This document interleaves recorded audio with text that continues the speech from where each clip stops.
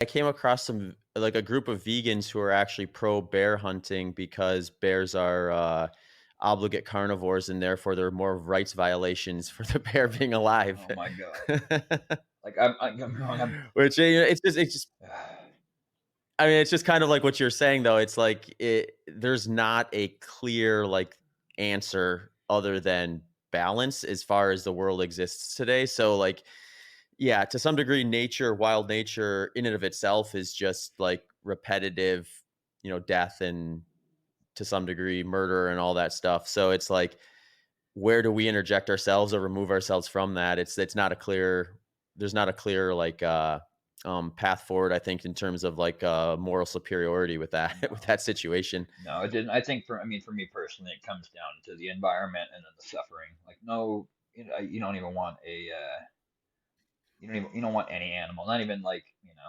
a rodent, an insect, whatever, no matter what the scale or a fish, whatever, like suffering is never, like unnecessary suffering is never a good thing. There's no context where that's a good thing, like my Hmm. philosophy is that life brings enough of that, you know what I mean? So maybe let's not add more to it.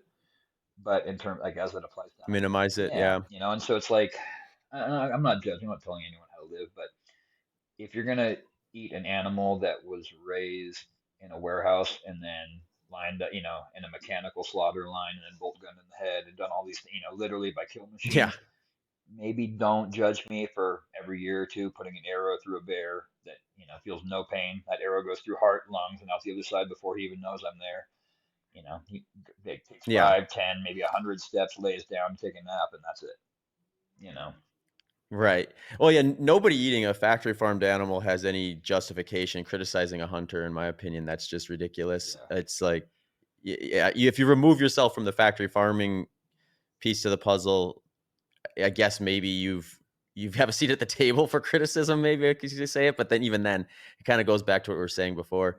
You And it, remember like yeah, I mean, it's I was gonna say, you remember a couple of years ago, Chris Pratt got like a bunch of people wanted to get him canceled because he released a video where he explained he raises his own goats and slaughters his own goats, like that he raises them, they live a healthy life, and then he processes them for meat for his yeah. family, and like people like had an issue with that, and I Mhm. was like, how many of you ate at McDonald's this morning?